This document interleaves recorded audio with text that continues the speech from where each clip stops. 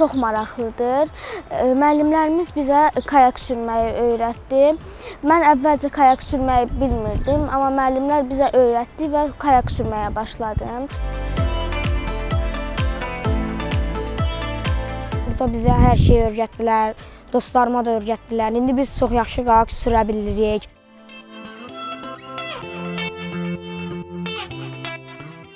Qəhrəman şəhidlərimizin övladları Su İdman Növləri Federasiyasının bazasındadırlar. Onlar burada su idman növünün yaxından sirlərini öyrənirlər, təlimlərə cəlb olunurlar və biz hesab edirik ki, bu cür sosial layihələr hər zaman olmalıdır və su idman növünün təbliğində, şəhid uşaqlar arasında bu idman növünün marağının aşılanmasında hesab edirəm ki, bu cür layihələrin özünün müsbət əhəmiyyəti var.